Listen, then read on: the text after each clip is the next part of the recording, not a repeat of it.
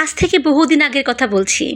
কোনো একদিন আমি ভিডিও করেছিলাম, সেই দিনও খিচুড়ি রান্না করেছিলাম। সেই খিচুড়ির ভিডিও দেখে আমাকে এক আপু, আমার প্রতিবেশী এক ভাবি, উনি বারবার রিকোয়েস্ট করতেছিলেন যে উনি আমার হাতে সেই খিচুড়িটাই খেতে চান। কিন্তু আমি এমনই অভাগা যে এতদিন ধরে কথাটা শুনেও কিন্তু আমি তাকে খাওয়াতে পারিনি।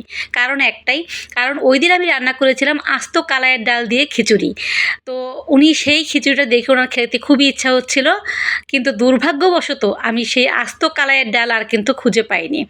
তো আমি কয়েকদিন বাজারে গিয়েছি, খুঁজেছি, কিন্তু কোথাও পাইনি। না পেয়ে শেষ পর্যায়ে আমি আজকে সিদ্ধান্ত নিলাম, ঠিক আছে, সমস্যা নেই, আস্ত কালার ডাল পাচ্ছি না, তাতে কি, আমি যা যা পাই ওগুলো দিয়ে রান্না শুরু করে দিই। তো এই তো আলহামদুলিল্লাহ আজকে কিন্তু প্রথমে আমি গরুর মাংসটা বসিয়ে দিয়েছিলাম।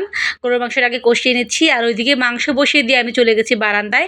আমার বারান্দায় টবে কিন্তু সারা বছরই আমি ধনিয়া পাতা চাষ করে থাকি, মানে অল্প স্বল্প কিছু হয় নিজেরা খাওয়ার মতো আর কি। আর আমার স্বামী জানের হচ্ছে খিচুড়ি রান্না করলে এই ধনিয়া পাতা অর্থাৎ বিলাতি সস যেটাকে বলা হয়, এই ভর্তাটা তার লাগবেই, তার খুবই পছন্দ। তো এই তো আমি বেশ কিছু যা ছিল সবগুলোই উঠিয়ে নিলাম। এগুলো একটু বেশ ভালোই বাড়তি হয়ে গেছে, তারপর এগুলো সব তুলে নিচ্ছি, এগুলো দিয়ে ভর্তা করে নেব। কারণ এইগুলো আমার হাজব্যান্ডের খুব বেশি পছন্দ, আর খিচুড়ির সাথে কিন্তু সত্যি এই ভর্তাটা অনেক বেশি ভালো লাগে। যাই হোক, পরিশেষে আজকে হচ্ছে ওই ভাবির জন্য খিচুড়ি রান্না করবো, আর ভাবির উসিলে আমরা সবাই খাবো। তো এই তো আমি কিন্তু আগে ধনিয়া পাতাটা ভর্তা করে নিচ্ছি, আর ওইদিকে মাংস চুলায় হচ্ছে। তো ধনিয়া পাতা ভর্তা করেছি, সাথে আরও একটা ভর্তা করেছি। তো ২টা ভর্তা করেছি, ভেবেছিলাম একটু বাদাম ভর্তা করব, কিন্তু আমার মেয়েটা বাদাম ভর্তা খুব বেশি পছন্দ করতো, ওর কথা মনে করেই আর বাদাম ভর্তা করিনি। ভর্তা করা কিন্তু শেষ। আর পাটায় ভর্তা করলে কিন্তু বেশি মজা লাগে, ব্লেন্ড করা চাইতে যে কোনো ভর্তা পাটায় বেটে করলে বেশি ভালো লাগে। আর পরে সে পাটায় ভাত মাখিয়ে খেতে তো আরও বেশি মজা। যাই হোক, এই তো আমি কালো জিরা ভর্তা আর ধনিয়া পাতা ভর্তাটা করে নিয়েছি।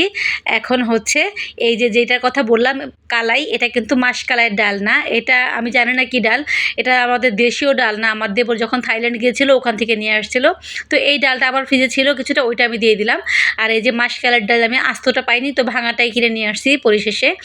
তো যেহেতু ফ্লেভারটাই আসল কথা, আমি আস্তটা পাই নাই, ভাঙাটাই নিয়ে আসলাম। আর ওই যে ওই ডাল যেটা ছিল সবুজ কালারের, ওটাও দিয়ে দিলাম একসাথে। এটাকে আমি তেল ছাড়া ভেজে নেব। আর এই ডালটা কিন্তু ভেজেই দিতে হয় খিচুড়িতে।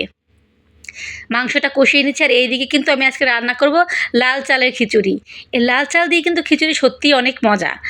আর পরিমাণে একটু বেশি নিয়েছি, কারণ আজকে পাড়ার প্রতিবেশী সবাইকে দিয়ে একসাথে খাবো খুব মজা করে। আমি কিন্তু এখানে মুসুরি আর খেসারি ডালটা একসাথে ধুয়ে নিলাম চালের সাথে, আর বাকি ডালগুলো একটু পরে দিব। যাই হোক, আলহামদুলিল্লাহ আমার খিচুড়ি রান্না কিন্তু মোটামুটি কমপ্লিট, আর ওদিকে মাংসটাও রান্না করা হয়ে গেছে।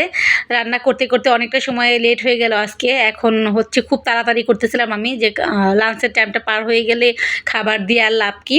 আমি চেষ্টা করছিলাম দুপুরে খাওয়ার আগেই যেন আমি খাবারটা পৌঁছায় দিতে পারি।